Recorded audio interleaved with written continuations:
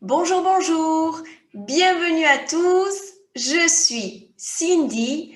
Aujourd'hui, j'aimerais travailler avec toi ta compréhension orale en français. Je vais raconter une petite histoire de la vie de tous les jours et je voudrais que tu testes ton niveau de compréhension. Pour commencer, je vais raconter l'histoire lentement, mais sans les sous-titres. Ne t'inquiète pas, je vais ensuite raconter l'histoire une autre fois avec les sous-titres en français et en espagnol pour que tu puisses vérifier ta compréhension. Avant de commencer, n'oublie pas de t'abonner et d'activer la petite clochette en bas pour ne manquer aucune autre leçon. Allez, c'est parti. Quand j'étais petite, J'habitais avec mes parents et mon frère dans le sud de la France. Je me souviens très bien que j'allais à l'école à pied avec mon petit frère.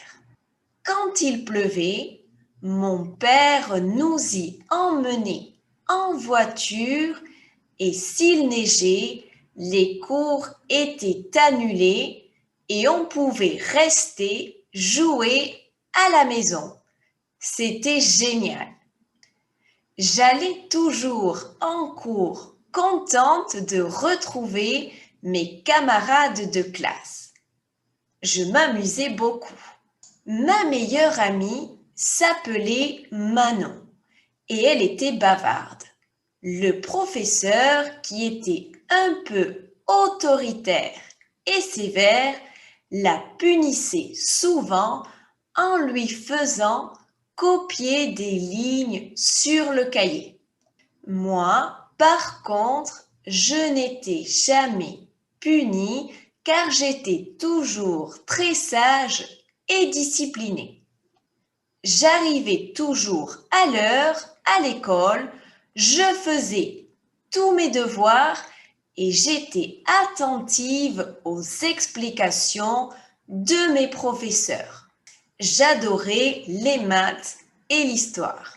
Je me souviens très bien qu'à la cour de récréation, mes amis et moi jouions aux billes. On jouait aussi à la corde à sauter. C'était très drôle. Au retour de l'école, je faisais toujours un arrêt à la pâtisserie de mon village qui se trouvait à 5 minutes de chez moi. J'y achetais des bonbons pour moi et pour mon frère et en arrivant à la maison, ça sentait déjà très bon le repas que ma mère nous avait préparé. L'après-midi, j'allais à la place en face de la mairie avec les autres enfants du village et nous passions de très bons moments ensemble à jouer et à inventer des histoires. Ma mère venait souvent me chercher car j'oubliais toujours de regarder l'heure et il se faisait tard.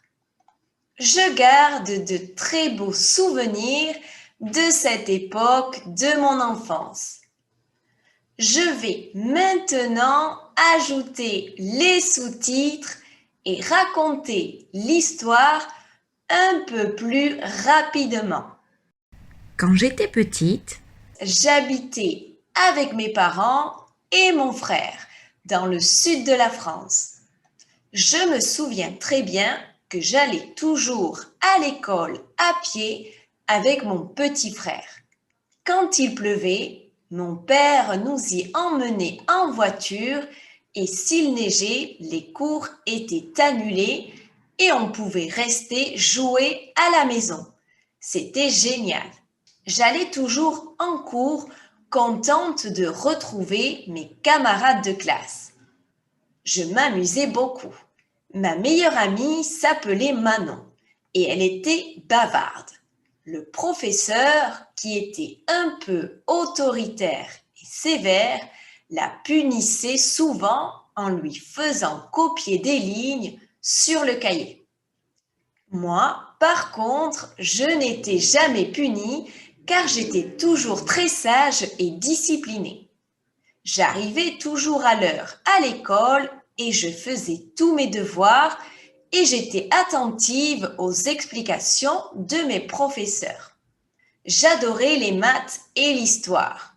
Je me souviens très bien qu'à la récréation, mes amis et moi jouions aux billes. On jouait aussi à la corde à sauter. C'était très drôle. Au retour de l'école, je faisais toujours un arrêt à la pâtisserie de mon village qui se trouvait à 5 minutes de chez moi. J'y achetais des bonbons pour moi et pour mon frère. En arrivant à la maison, ça sentait déjà très bon le repas que ma mère nous avait préparé. L'après-midi, j'allais à la place en face de la mairie avec les autres enfants du village et nous passions de très bons moments ensemble à jouer et à inventer des histoires. Ma mère venait souvent me chercher car j'oubliais toujours de regarder l'heure et il se faisait tard. Je garde de très beaux souvenirs de cette époque de mon enfance. Je vais maintenant raconter l'histoire rapidement, mais je vais enlever les sous-titres. Allez, c'est parti. Quand j'étais petite, J'habitais avec mes parents et mon frère dans le sud de la France. Je me souviens très bien que j'allais toujours à l'école à pied avec mon petit frère. Quand il pleuvait, mon père nous y emmenait en voiture et s'il neigeait, les cours étaient annulés et on pouvait rester jouer à la maison. C'était génial. J'allais toujours en cours, contente de retrouver mes camarades de classe. Je m'amusais beaucoup. Ma meilleure amie s'appelait Manon et elle était bavarde. Le professeur, qui était un peu autoritaire et sévère, la punissait souvent en lui faisant copier des lignes sur le cahier. Moi, par contre, je n'étais jamais punie car j'étais toujours très sage et disciplinée. J'arrivais toujours à l'heure à l'école et je faisais tous mes devoirs et j'étais attentive aux explications de mes professeurs. J'adorais les maths et l'histoire. Je me souviens très bien qu'à la récréation, mes amis et moi jouions aux billes. On jouait aussi à la corde à sauter. C'était très drôle. Au retour de l'école, je faisais toujours un arrêt à la pâtisserie de mon village qui se trouvait à 5 minutes de chez moi. J'y achetais des bonbons pour moi et pour mon frère. En arrivant à la maison, ça sentait déjà très bon le repas que ma mère nous avait préparé.